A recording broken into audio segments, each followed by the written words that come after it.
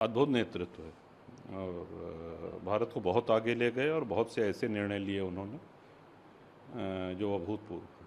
कि जितने लोग अयोध्या जी में दिखे, क्या सब भारतीय जनता पार्टी के सदस्य थे क्या?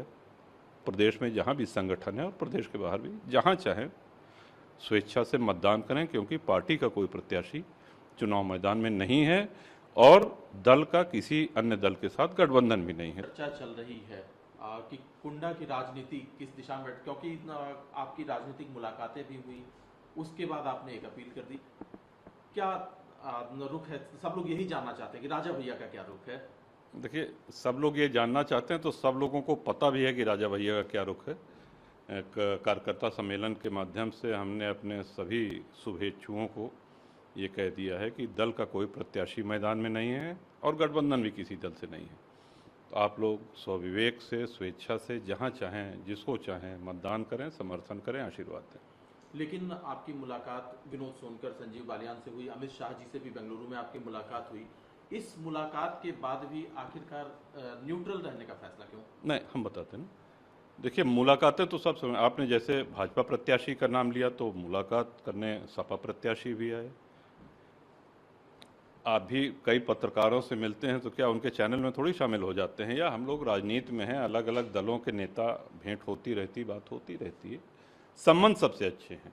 लेकिन जब तक दल का गठबंधन नहीं हुआ है तब तक एक दल का नेता दूसरे दल के मंच पे या कैसे जा सकता है ये?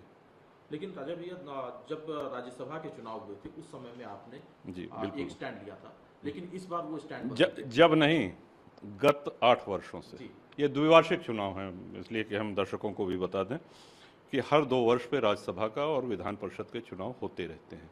इसमें विधायक वोट देते हैं और राज्यसभा और विधान परिषद के सदस्य चुने जाते हैं। तो ये 2018 से हम देते आ रहे हैं। जब आवश्यकता पड़ती थी तो भाजपा के संगठन के कुछ लोग आए और माननीय मुख्यमंत्री जी ने बुलाया, उन्होंने कहा कि वोट चाहिए, हमने कहा ठीक है, तो तब से हम देते आ रहे हैं। लेकिन जो आपका स्टैंड है तो उसको लेकर के कार्यकर्ताओं में गुट बन गया है, कुछ लोग सरोज जी के समर्थन में खुलेआम देखे गए हैं, तो आपको जो जहां है खुलेआम है, उसमें कहीं कोई दबने वाली बात नहीं है। जो जिसके भी समर्थन में खुलेआम है। अच्छा भैया, जो आपका स्टैंड है, आप पिछले कुछ दिनों में जो बयानबाजी हुई, लगातार राजा भैया को ही देखिए, हाँ, हम एक चीज़ ये कहेंगे कि हमारे लिए ये मैटर करता है कि हमारे समर्थक, हमारे कार्यकर्ता वो प्रसन्न हैं जिनकी बदौलत हम हैं। तो हमारे इस निर्णय का उन्होंने स्वागत किया है, वो प्रसन्न है। लेकिन जिस तरह से निजी तौर पर आपको चुनौती देने की कोशिश की गई, अनुप्रिया पटेल है, चाहे जो यहाँ से सांसद है विनोद सोनकर, या क्षत्रिय समाज को लेकर के कई बातें कुछ लोग हमको किसी ने चुनौती दी है ऐसी कोई जानकारी हमको नहीं है। और जो बयानबाजी है हुई है क्षत्रिय समाज को लेकर, उसको लेकर के कोई नाराजगी नहीं, यहाँ पे किसी ने बयानबाजी नहीं करी है। जो मोदी जी का नेतृत्व है या उनका व्यक्तित्व, उसको लेकर के आप क्या सोचते हैं? अद्भुत नेतृत्व है और भारत को बहुत आगे ले गए और बहुत से ऐसे निर्णय लिए उन्होंने जो अभूतपूर्व हैं। ये कहा जा रहा है कि चूंकि जब कयास लगाए जाते हैं तो बहुत तरह के कयास मीडिया में भी लगाए जाते हैं। राम मंदिर का जब इनॉग्रेशन हो रहा था, प्राण प्रतिष्ठा हो रही थी, तो उस समय में ये कहा जा रहा था, आप चूंकि वहां दिखे तो ये लगा कि राजा भैया भारतीय जनता पार्टी के समर्थन में है। क्या फिर इस तरह की चीजें कैसे हो गई?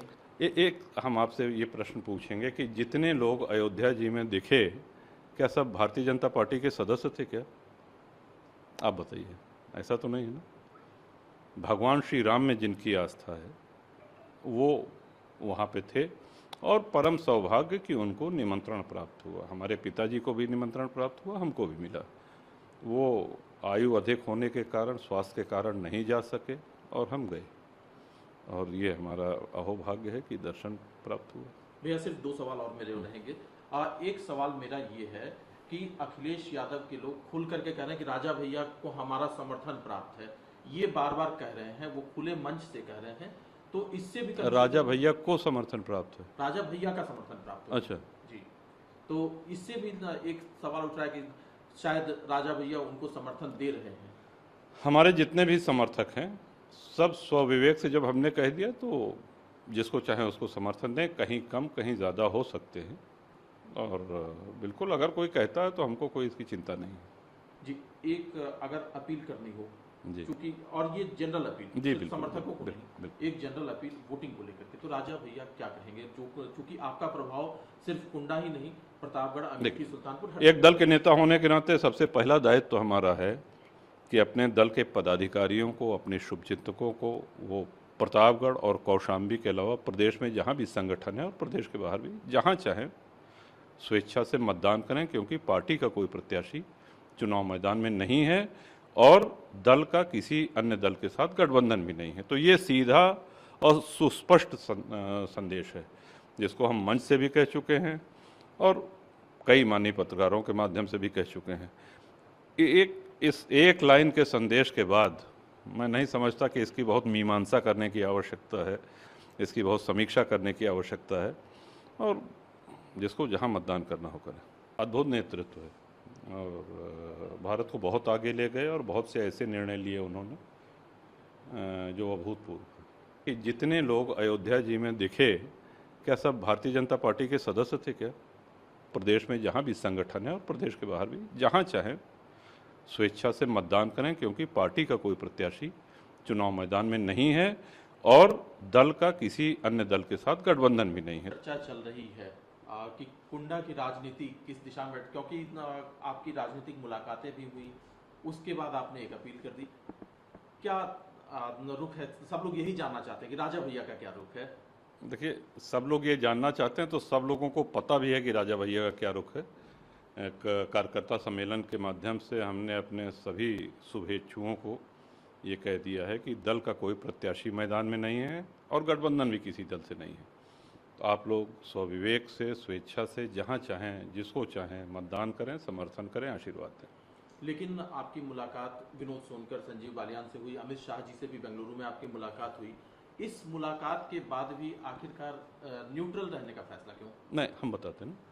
देखिए, मुलाकातें तो सब समय, आपने जैसे भाजपा प्रत्याशी का नाम लिया तो मुलाकात करने सपा प्रत्याशी भी आए। आप भी कई पत्रकारों से मिलते हैं तो क्या उनके चैनल में थोड़ी शामिल हो जाते हैं? या हम लोग राजनीति में हैं, अलग अलग दलों के नेता, भेंट होती रहती, बात होती रहती है, संबंध सबसे अच्छे हैं। लेकिन जब तक दल का गठबंधन नहीं हुआ है तब तक एक दल का नेता दूसरे दल के मंच पे या कैसे जा सकता है ये? लेकिन राजा भैया, जब राज्यसभा के चुनाव हुए थे उस समय में आपने जी बिल्कुल एक स्टैंड लिया था, लेकिन इस बार वो स्टैंड जब नहीं, गत 8 वर्षों से। जी। ये द्विवार्षिक चुनाव है, इसलिए कि हम दर्शकों को भी बता दें कि हर 2 वर्ष पे राज्यसभा का और विधान परिषद के चुनाव होते रहते हैं। इसमें विधायक वोट देते हैं और राज्यसभा और विधान परिषद के सदस्य चुने जाते हैं। तो ये 2018 से हम देते आ रहे हैं। जब आवश्यकता पड़ती थी तो भाजपा के संगठन के कुछ लोग आए और माननीय मुख्यमंत्री जी ने बुलाया, उन्होंने कहा कि वोट चाहिए, हमने कहा ठीक है, तो तब से हम देते आ रहे हैं।